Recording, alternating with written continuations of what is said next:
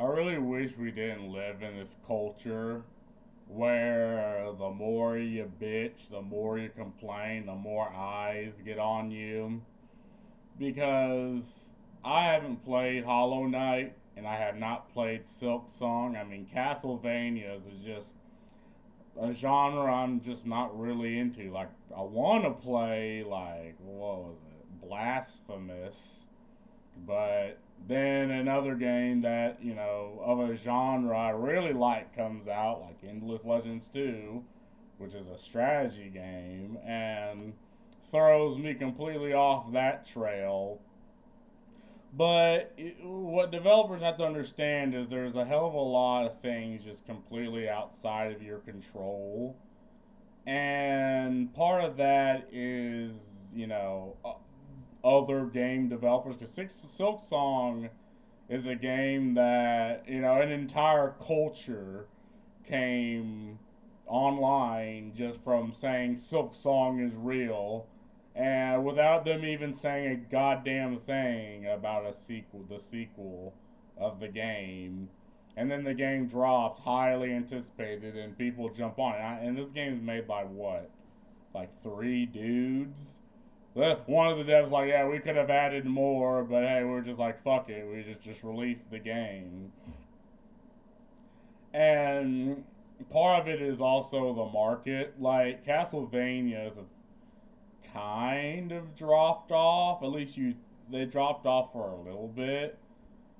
But there's still, despite that, there are still people that wanted to play this game, right? And again, and sometimes things outside of your control, it can kind of benefit you. Like there's a lot of games like Repo, like Gone Fishing, like Peak, where okay, you can't control how many people are gonna like that fringe slop, but people do like it. There is, a group of, VTubers, like Markiplier is not a VTuber, but YouTubers like Markiplier playing it. You know, games that you wouldn't expect to pop off. Like, what was that game where it's clearly just Unity assets, but the point is to climb a bunch of shit and get to the top? And there's a lot of rage compilations that come from that. So, what's my point? My point is there are things within your control when you're making a video game and things outside of your control. So stick with the things within your control and don't complain. Like things like this, like this quote right here, things you think about, but you shut the fuck up and you make your game. Hell, even if you could have been like, well, I'm glad this game released, but when you're done playing this game, you can look at mine. I mean, you can kind of jump off this, but from what I'm hearing, a lot of devs are just crying about delaying their game. And it's like, again, when my game releases, I don't know what fucking games are going to be out when my game releases. I don't fucking know. So I just don't worry about it. Right? I'm in the early stages of creating mine, so that's things that hasn't even crossed my mind yet. What's crossing my mind is making the goddamn game. Panic Arcade developer of Slot Machine Roguelike Clover Pit announced Friday that they're moving their game's planned release date from September 3rd to September 26th. Boxy title: We have to delay Clover Pit a bit. Silksong LOL, they wrote. Yeah, and again, you can be like, yeah, Silksong comes out, hell, and I intend on playing it and enjoying it, and because of that, we're pushing our game back, and that's fine. Because our original launch date is one of the most anticipated wish list game on all Steam for our entire little game. So of course, we want to give it the best possible shot. I mean, and that just makes sense. You know, game development is a passion, but if you're spending 30, 40, 50, 60 grand on a game and before release, you're just losing money. I mean, obviously, it's also a business, right? You'll want to make money back on the game so you can, I don't know, make sequels or maybe make another product. Like, this is something that's completely reasonable, but these are things you just sort of think about, right? Well, Frog Team Games announced Thursday afternoon, shortly after Silksong revealed that they would be delaying their demo of Metroidvania Stomp and the Sword of Miracles. These are also games I haven't even fucking heard of. August 26th, an unspecified date, Frog Team wrote that they had been planning to launch a Kickstarter for the game on September 12th, with a demo giving a little boost beforehand, but that now they need to delay the demo for the sake of Stomp's development. I want to give the demo room to shine. I want to do what I can to make sure the Kickstarter is a success. Yeah, I mean, they're making business decisions, right? Again, if I think Silksong, when it was announced, like, people immediately shat their pants wanting to get the game. Team Cherry recently announced this Hollow Knight Silksong is the most highly anticipated Metroidvania I've ever seen, released September 4th. Trying to market an indie game is already really, really hard. It's a task that's trying to get attention in a deep sea of other amazing games.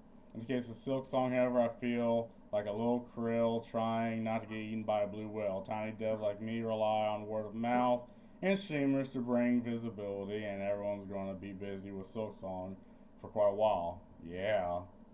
See, and that's reasonable. But you just say that, and you just let it go. Like, there was a lot of complaining on on Blue Sky. Cringe. Listening to them is the most important market. Yeah, because if you before the demo and the Kickstarter, where you can actually maybe get some crowdfunding again with video game development, you will predominantly just lose money within the first year and a half. And the demo and crowdfunding is one way to offset the price, and whatever merch you make after that can offset the price. And I 100% understand this, but you know, it's one of those things you just gotta be stoic about and fucking deal with. Tiny dev with a tiny budget, you kind of rely on streamers playing games. Decades seeing how basically be throwing away that marketing beat. It could spell doom for the Kickstarter. It's a little sad having to delay the demo. I've been looking forward to again, bro. Stop fucking complaining, right? Getting into people's hands, but the second I saw that the release date was a no-brainer for me. A Turnham Game Studio plans to launch their Metroidvania at Turna Lucas. This is their 2021 game, Turna Noctis, in September, but announced on Twitter Friday that they've now decided to delay the game 2026. The studio wrote that after the announcement of Silksong, we fully aware our game wouldn't have the visibility it deserves. Competing with a phenomenon of scale would not only be unfair to our team's effort, but also to you, the community, who expects to experience the adventure under the best possible. Why? You release the game, and people that want to play the game, okay, maybe they'll play Silksong, but eventually they beat Silksong, and it's like, okay, maybe I want to play another Metroidvania. I mean, it's still a market. The market still exists, and yeah, Silksong is sucking up all the air in the room, but I don't understand the complaining. Term cited lack of dev kits as another reason for delay, and noted that the game is already finished. The studio also wrote, so the game's done, but you're not going to release it till next year. What the fuck? I don't know. So you're saying, yeah, so we're done with the game, but we're gonna withhold it from you because Silksong released. And this is a while back, right?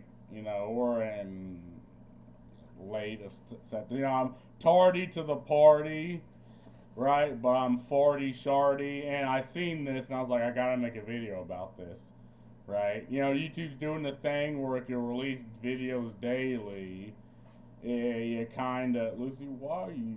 Can you calm the fuck down? When you release videos daily, because they're trying to attack bots, you know, bot farm AI channels like you will also suffer.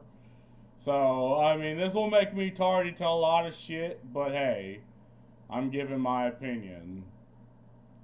In contrast, India's studio Necrosoft has used Silksongs release to promote its RPG Doom School, releasing on September 3rd. The studio wrote on Blue Sky. Okay, sure, Silksong's gonna sell 1 million copies, but can you play it in 4 to 3 on your CRT like Doom School? Huh. I mean, I guess not. You got me. I'd have Team Cherry do me like that. Personally, Brandon Sheffield. Microsoft joked to Aftermath. Don't care. But again, you know, these are just one of those things that, as a developer, you know, just stick with what you can control. Again, you can control the release dates, but I feel like these devs are holding their games hostage. And okay, will someone even care about the game in 2026? Who knows? Even big name developers like Bennett Foddy of Getting Over It. Oh, this is one of the games I was thinking. The game that was nothing but assets that, you know, climbing is famed.